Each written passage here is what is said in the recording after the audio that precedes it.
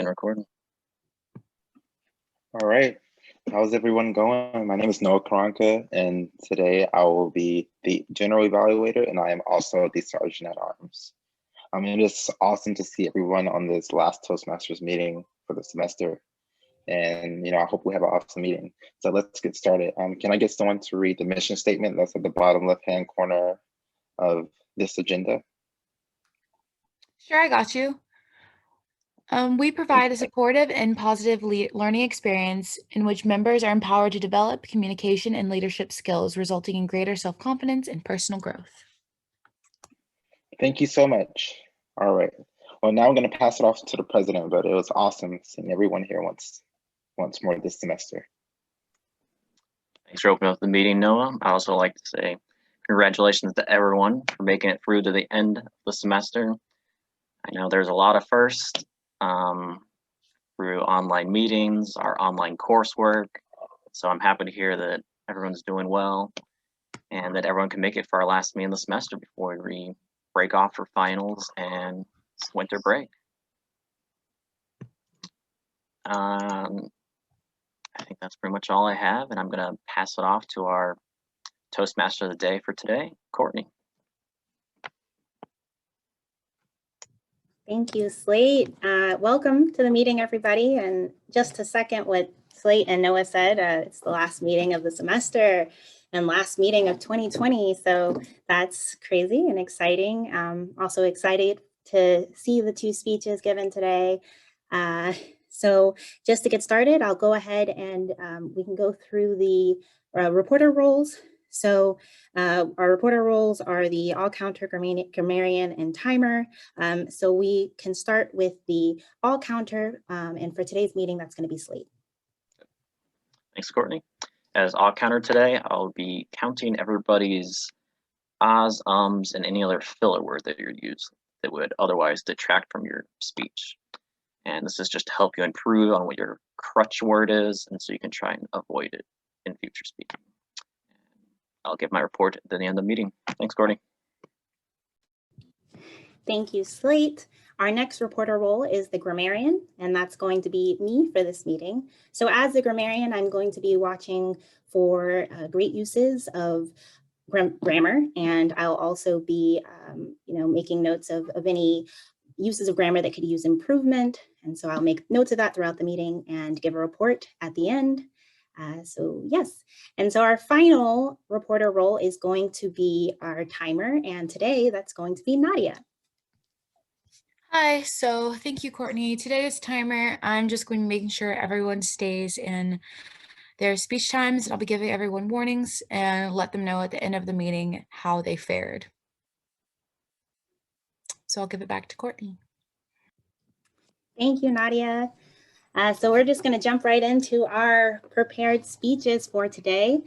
We have two speakers, and so I'll go ahead and introduce our first speaker. It's going to be Justin Hurd. He is giving his speech on aspects of early Christian worship. This is a part of his presentation mastery and pathways. It's a level 1, and his speech will be 5 to 7 minutes today. And Justin, you can go ahead and get started. Thank you, Madam Toastmaster. Today, there are over 10,000 denominations in Christianity, and many of them claim to worship exactly like or close to how early Christians worship. So what do we know and not know from a historical perspective about early Christian worship? There are many things I'd love to talk about, including tongues and spiritual gifts and all kinds of things. But I'm going to focus on two aspects, just two, liturgy and communion. I'm going to be using the Hebrew Old Testament as a source, but it should be noted that the Jews at the time would have been reading the Greek Old Testament for the most part, as well as, and I'll be using the New Testament as well, and other sources which I'll cite along the way. So first, it must be noted that Christians were basically what was a Jewish sect. They didn't have their own separate religion. It starts out that way. And we see this in many places. In Paul's letter to the Galatians in chapter 2, We see him talking about an argument that he had with Peter over the role that Jewish law should play in Christianity. We also have a council in chapter 15 of the Acts of the Apostles, where the Jerusalem church issues an edict on how Christians should interpret the law. And we see this also in the Acts of the Apostles, where Christians are going into synagogues, attempting to worship there and being thrown out. At least that's how the writer portrays the events. So what was Jewish worship like? Well, Jewish worship was liturgical. We do have evidence from this from the Hebrew Bible in Nehemiah 9. For example, we read, "Now on the 24th day of this month, the children of Israel were assembled with fasting and sackcloth and with dust on their heads. Then those of Israelite lineage separated themselves from all foreigners, and they stood and confessed their sins and the iniquities of their fathers. And they stood up in their place and read from the book of the law of the Lord their God for 1/4 of the day, and for another fourth they confessed and worshiped the Lord their God." Just as an aside here, we see sort of this public reading aspect when the gospel writers narrate Jesus standing in the synagogue and temple and reading passages from Isaiah. So prophetic reading is not book of the law, but still public reading. So continue with Nehemiah. "Then," and a bunch of names, "stood on the stairs of the Levites and cried out with a loud voice to the Lord their God." This is likely some form of chanting, but it's not explicitly said. "And the Levites," and we have a list of names, "said, 'Stand up and bless the Lord your God forever and ever. Blessed be your glorious name, which is exalted above all blessing and praise.'" And it goes on. This is written in poetic meter, so it's like some kind of song or hymn or something along those lines that's being said. So what would Christians have done with this, considering they're sort of starting out as a Jewish sect? Well, in terms of the Bible, we don't have too much evidence. We do have a passage from Acts chapter 20, verse 7, which reads, "Now on the first day of the week, when the disciples came together to break bread, Paul, ready to depart the next day, spoke to them and continued his message until midnight." Now, besides the fact that we learned from this that early Christians had very long sermons, the mention of breaking bread, and many scholars believe that refers to communion or the Lord's Supper or Eucharist, whichever term you prefer. And I'll show how they get there in just a second. We also have the book of Revelations written by John somewhere around the year 95. And this book is believed by some scholars to have liturgical elements. There's incense in the book. The angels might represent people standing around and worshiping, different things like that, but the evidence is pretty loose. We have stronger evidence outside of the Bible, and one of the first pieces is a document called the Dowlatkhah, written in about the year 80. So in chapter 9 and 10, it gives instructions for worship on how to do it, what the pattern should be. And the center of those instructions is communion.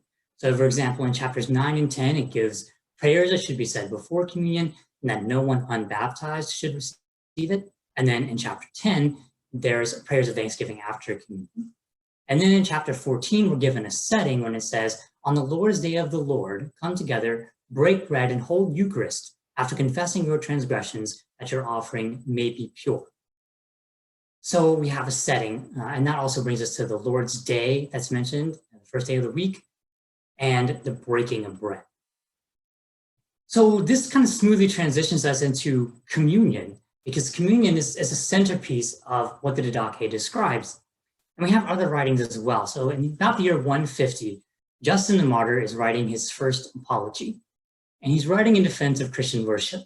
Many non-Christians believed that they were sacrificing babies on the altar, and then were eating their flesh and blood, and then were having massive orgies. After all, their service was called a love feast. So what else would it be? So in chapter 55, Justin writes, "Having ended the prayers, we salute one another with a kiss. There is then brought to the preside and to the brethren bread and a cup of wine mixed with water. And he, taking them, gives praise and glory to the Father of the universe through the name of the Son and of the Holy Ghost," and offers thanks at considerable length.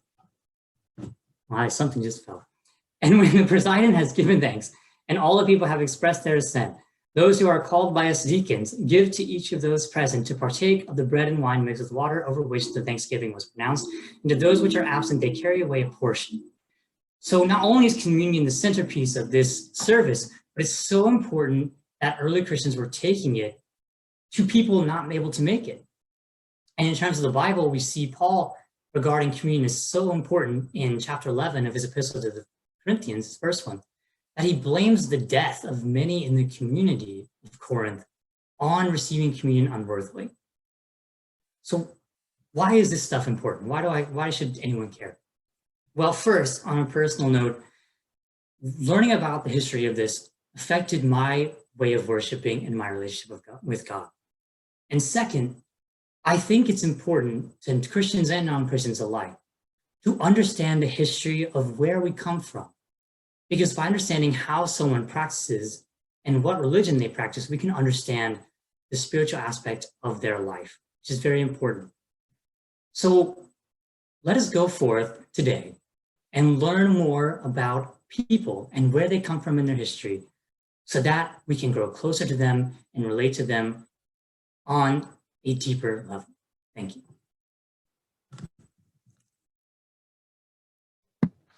Thank you, Justin. That was a great speech. I love it. So it showed so many things about you, also just about your faith, but also the fact that you're a student and you're looking at it from such an analytical standpoint. So I thought that was amazing. Great job. So our next speaker is giving his icebreaker speech today. And his icebreaker speech is titled A Story of Capital. And so our next speaker is Lee Tran, and you can go ahead and get started. Hello. Thank you guys for being here. This is my first speech with Toastmasters, so I'm very thankful to have everyone here. I'm actually here today because English is actually my second language. Since I was young, I was placed in the education group because my level of reading, writing, and speaking was behind my fellow peers. To this day, these elements hinder to a certain capacity my ability to speak publicly.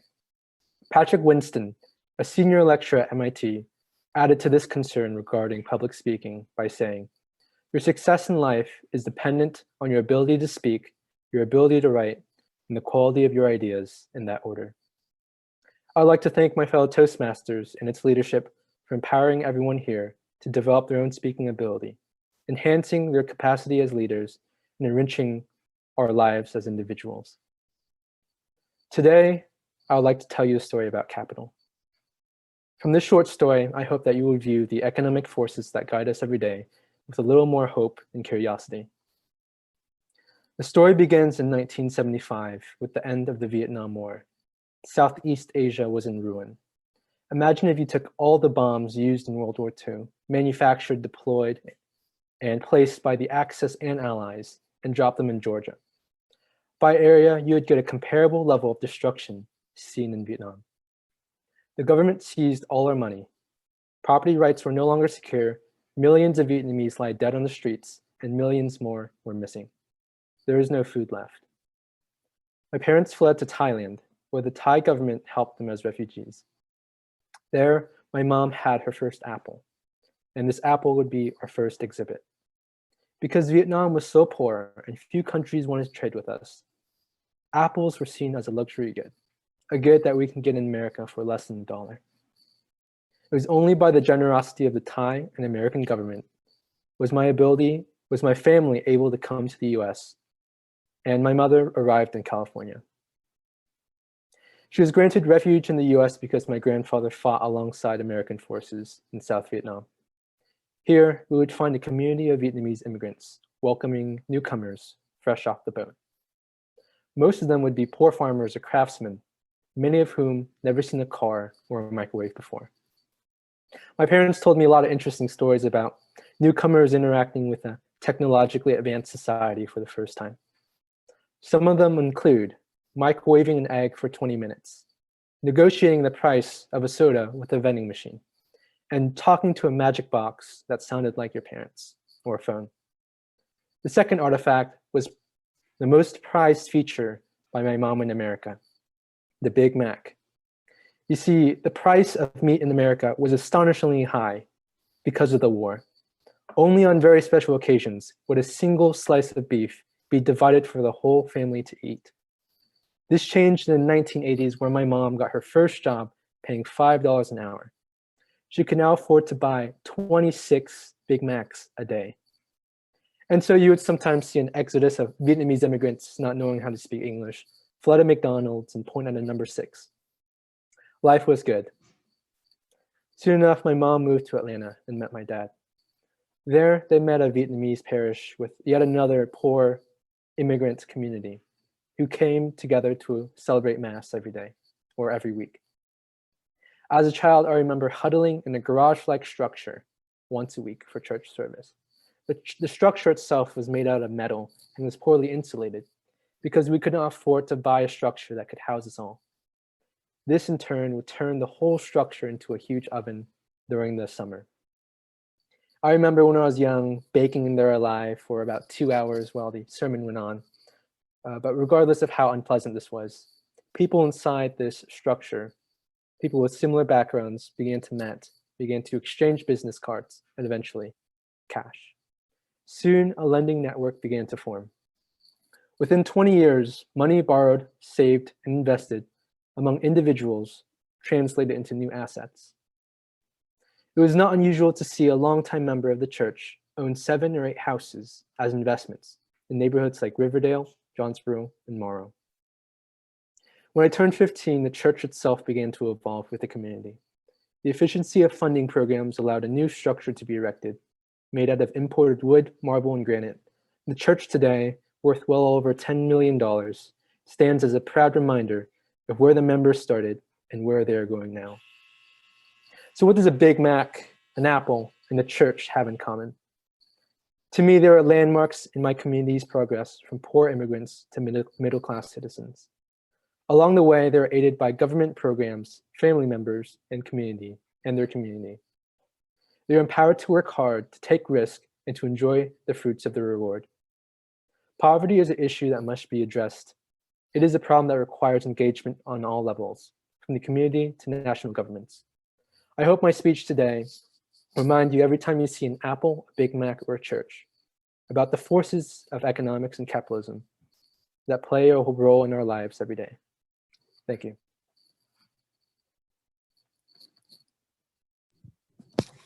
Wow, Lee, that was an amazing icebreaker speech. Your family has an incredibly inspirational story, and it was very beautifully told.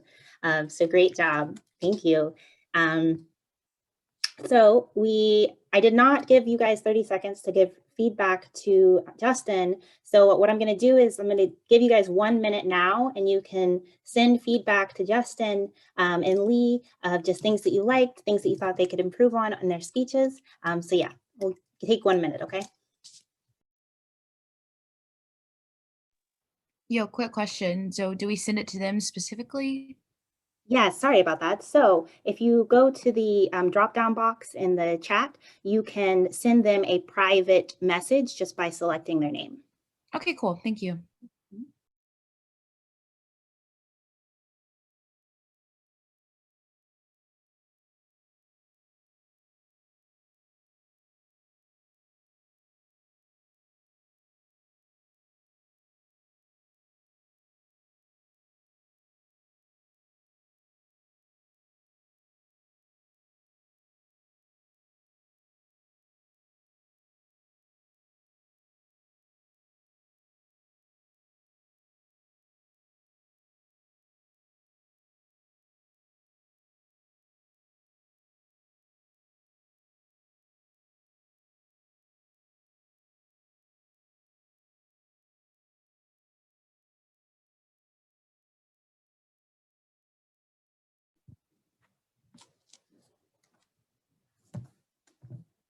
All right, so if we could just get a report on the time from Nadia. Were both of the speakers within their time today? So 5 to 7 minutes for Justin and 4 to 6 minutes for Lee.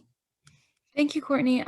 Justin was a little bit over time. He was 7 minutes and 19 seconds. Lee was in time. He was 5 minutes and 26 seconds. Okay, perfect.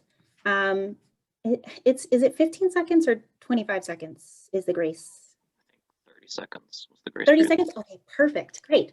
So if you guys would send your votes for the best speaker to Noah, so send him a private message and we can go ahead and vote on the best speaker for today. Slate, you're sure it's not 15 seconds, right? Yeah. Okay.